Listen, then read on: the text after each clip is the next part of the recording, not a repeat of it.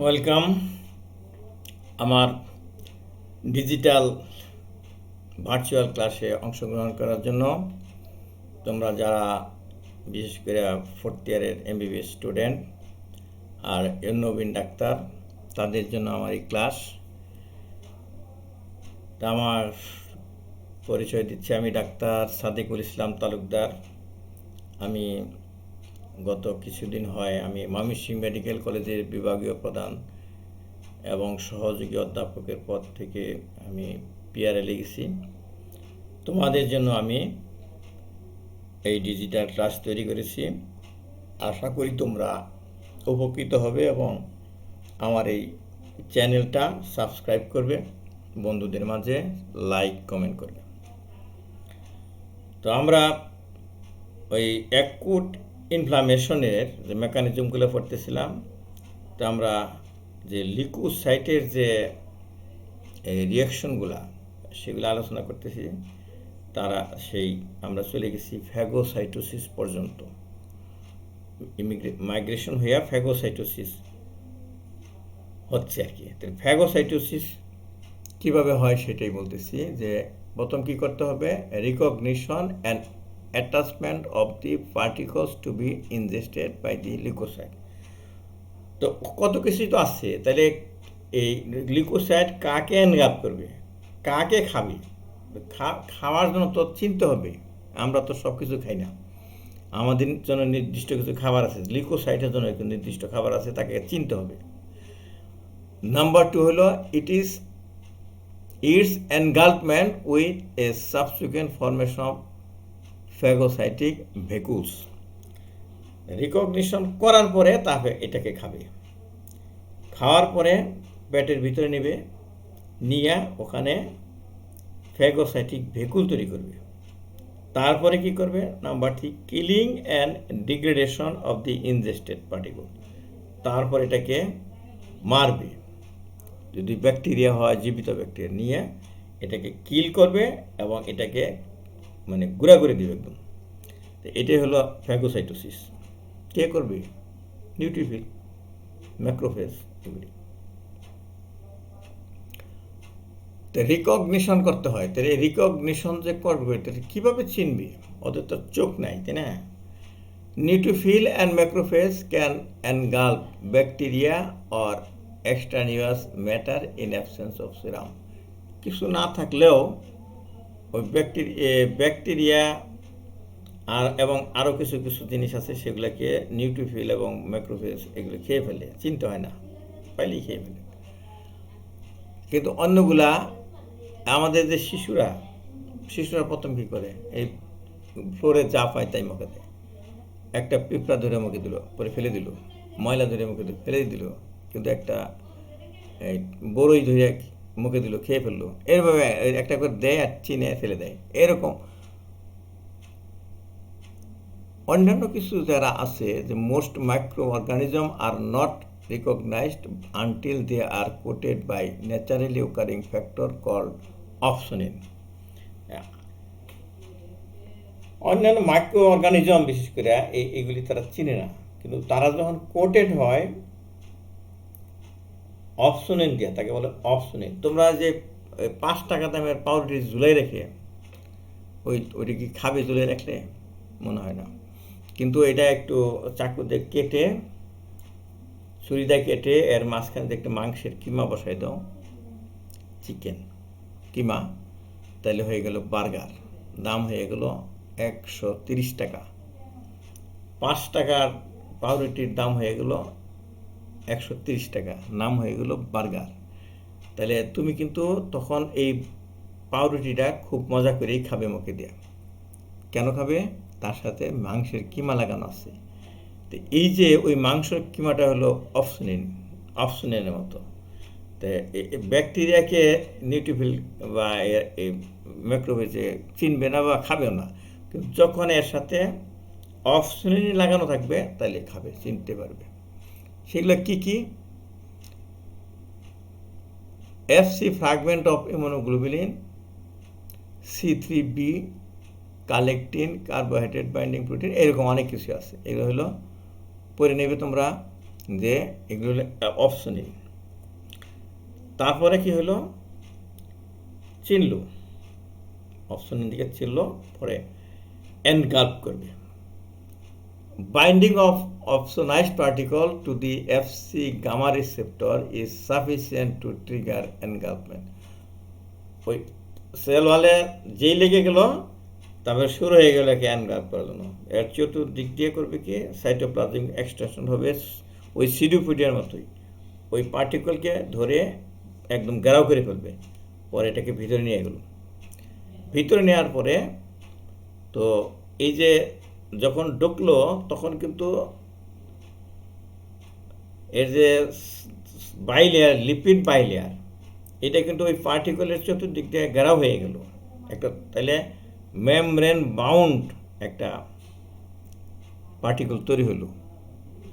এটার নাম হলো ফ্যাগোজোম। ফ্যাগোজোম ওই পার্টিকলটা যাকে ক্যালকাপ করা হলো তার চতুর্দিকটা একটা লিপিড বাইলেয়ার হইল। আর ওই ফ্যাগোসাইটের ভিতরে আছে লাইসোজোম, তারও কিন্তু লিপিড বাইলেয়ার আছে, লাইসোজোমাল মেমব্রেন। পরে দুইটা হলো ফিউজ, ফিউজ হয়ে গেলে এক হয়ে গেল, তার নাম হলো ফ্যাগোলাইসোজোম। তো তাহলে কি হলো, ওখানে আছে ব্যাকটেরিয়া আর আছে লাইসোজোমাল এনজাইম। ওই ব্যাকটেরিয়াকে ওখানে থাকবে, আস্ত থাকবে, ওকে ডাইজেস্ট করে ফেলবে। তো এইভাবে এনগালপমেন্ট করে। তারপরে কি করে, কিলিং আর ডিগ্রেডেশন। তারপরে তারা খায়। এই হাঁসকে খাইতে দেখছো কিনা, হাঁস যে মাছ দেওয়া হবে, জীবিত মাছ পুরোটা গিলে ফেলবে, টাকি মাছ পুরোটাই তাজা গিলে ফেলবে, মানে আস্ত গিলে ফেলবে, শামুক আস্ত গিলে ফেলবে। তারপর দেখবে কিছুক্ষণ পর পর পেট মুছাইতেছে, এখানে কী করে, ওইগুলি কিলিং করতেছে ভিতরে, পেটের ভিতরে কিলিং করে এবং ওগুলোকে ডিগ্রেডেশন করে, হজম করে দেয়। এরকম ব্যাকটেরিয়াকে এই ফ্যাগোসাইট হজম করে। তো অক্সিজেন ডিপেন্ডেন্ট মেকানিজম আছে, আবার অক্সিজেন ইন্ডিপেন্ডেন্ট মেকানিজম আছে। Bacterial killing is accomplished mostly by oxygen dependent mechanism. Phagocytosis stimulate a burst in oxygen consumption. Glycogenolysis increase glucose oxidation and production of reactive oxygen metabolite. Free radical, এখানেও free radical। Reactive oxygen metabolite with the help of myeloperoxidase destroy bacteria by halogenation or by oxidation of protein and lipid. A similar mechanism is also effective against fungi, virus, protozoa and helminth. An oxygen independent mechanism, the bacterial permeability increasing protein BPI, bacterial permeability, bacterial cell wall permeability increase করে দেয়, causes phospholipase activation, phospholipid degradation and increased permeability in the outer membrane of the microorganism. Permeability যদি বেড়ে যায় তাহলে bacteria মারা যাবে, সেটি আর কি। After killing, acid hydrolysis found in the azorophyll granules degrade the bacteria within phagolysosome.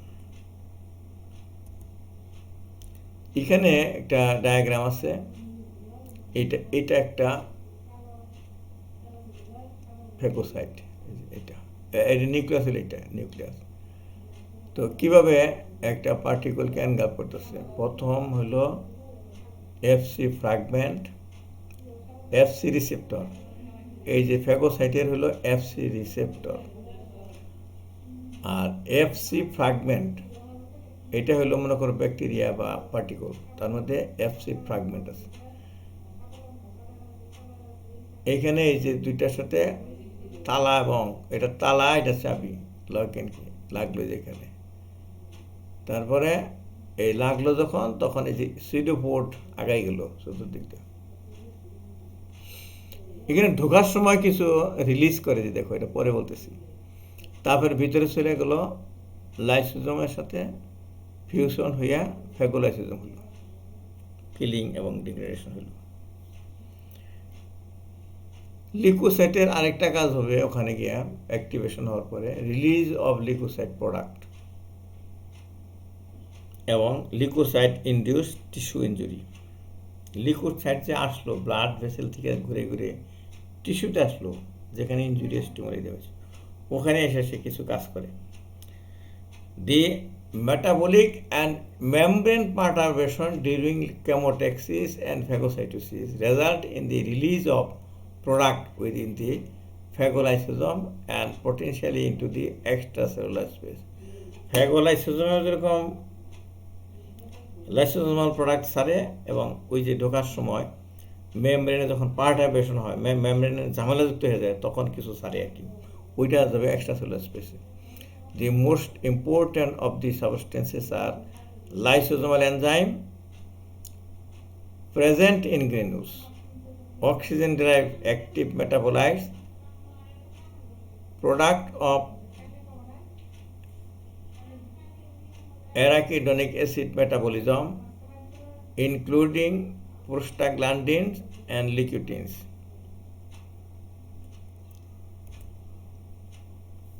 Mechanism of release, তাহলে সব কিছুর মেকানিজম আছে। এই যে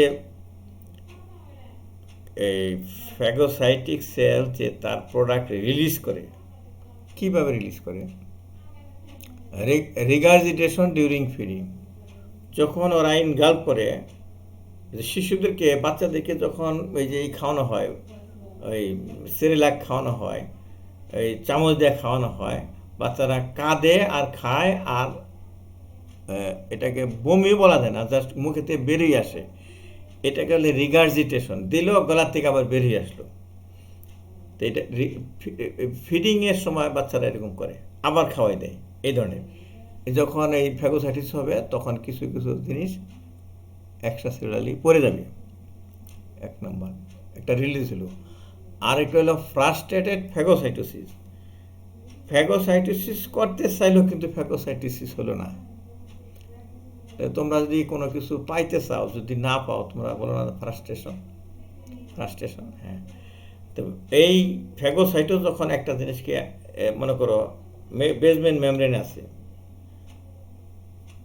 কিডনির, গ্লোমেরুলার বেসমেন্ট মেমব্রেনে একটা ইমিউনোগ্লোবিন কমপ্লেক্স আছে, সেটাকে এক এনবাল্ক করতে হবে, কিন্তু এত ছোট যে এটাকে আর ধরতে পারতেছে না। ধরতে না পারার পরে ওখানে মেমব্রেনের পার্টারবেশন হইল, ওই সময় পড়ে গেল, তার লাইসোজোমাল কন্টেন্ট পড়ে গেল, কিন্তু এনগাপ করতে পারো না। এটা গেল ফ্রাস্ট্রেটেড ফ্যাগোসাইটোসিস। এই যে তোমরা বিস্কুট দৌড় যখন খেলছো ছোটোকালে, ওই গিয়া একটা আটার বা ময়দার ভিতরে বিস্কিট খুঁজতেছো, এরকম করে ধরতে না পেরে সব মুখের লালা পড়ে গেল, এরকম ধরতেও পারলা না, তোমার সব লেটা বেটা হইয়া এই মুখে সেই আটাগুলা মানে হয়ে লাগলো, মুখের মধ্যে বানরের মতো হয়ে গেল। আর যে পারছে সে তো নিয়েই চলে গেছে। তো এরকম যে নিতে পারলো না, সে তার লালাট সব ফেলে দিছে ওখানে। এটা গেল ফ্রাস্ট্রেটেড ফ্যাগোসাইটোসিস।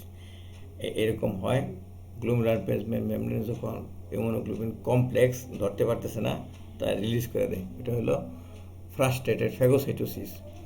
আর হলো cytotoxic release occurs after phagocytosis of potentially membranolytic substance আছে ইউরেট ক্রিস্টাল। ইউরেট ক্রিস্টাল তো কাটার মতো, এইগুলি যখন অ্যানগাপ করে ফেলছে, অ্যানগাপ করছে ঠিকই, যে হাঁসে যদি কোনো কাঁটা কুটে খেয়ে ফেলে, সুই যদি খেয়ে ফেলে, শুয়ে গিয়ে খোঁজা হবে না, এরকম। তো এই ক্রিস্টাল, ইউরেট ক্রিস্টাল অ্যানগাপ করছে, ও কী করে সেল মেমব্রেনকে ফোটা করে দেয়, তাহলে মেমব্রেন থেকে বেরিয়ে যাবে। এটা একটা রিলিজের একটা মেকানিজম। আর হলো exocytosis, certain granules, particularly specific granules of neutrophil may directly secreted by exocytosis. Leucocyte তো এগুলি সবই ফাংশন করতেছে, ফাংশন করতে গিয়ে ভালো করতেছে, আবার ক্ষতিও করতেছে। ভালো করতেছে যে ব্যাকটেরিয়াকে মারলো, ক্ষতি করতেছে আবার টিস্যু ডিস্ট্রাকশন করে। এটা পরে আসবে কীভাবে হয়। এখন লিকোসাইটের ফাংশন যদি ডিফেক্ট হয় তাহলে কী হবে? একটা ফাংশন ডিফেক্ট হলো লিকোসাইট অ্যাডেশন, অ্যাডেশন হলো না, তাহলে কী হবে? Genetic deficiency in leukocyte adhesion molecule characterized by recurrent bacterial infection and impair wound healing হবে।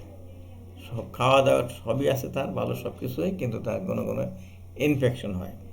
কেন হয়? তার জেনেটিক্যালি তার এই অ্যাডেশন মলিকুল নেই।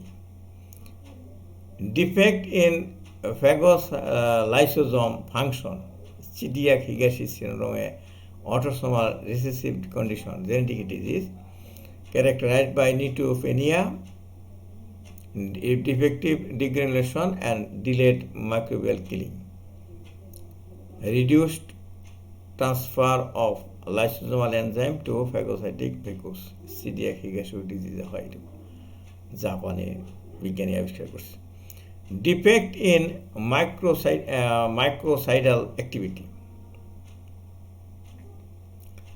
তাহলে ব্যাকটেরিয়া মারার জন্য যে অ্যাক্টিভিটি আছে সেটা রিকারেন্ট হবে না, তার জন্য রিকারেন্ট ব্যাকটেরিয়াল ইনফেকশন হবে।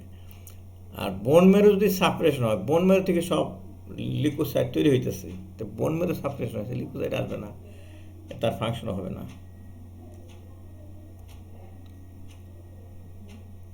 এরপরে চ্যাপ্টার আসতেছে কেমিক্যাল মেডিয়েটর অফ ইনফ্লামেশন। এটা ভালো একটা ইম্পর্টেন্ট চ্যাপ্টার, একটু সময় লাগবে, আগামী ক্লাসে ডিসকাস করব। এই পর্ব এখানেই থাক। তোমরা যারা ধৈর্য ধরে শুনলে তোমাদেরকে সবাইকে ধন্যবাদ। আগামী পর্বে হবে কেমিক্যাল মেডিয়েটর অফ ইনফ্লামেশন।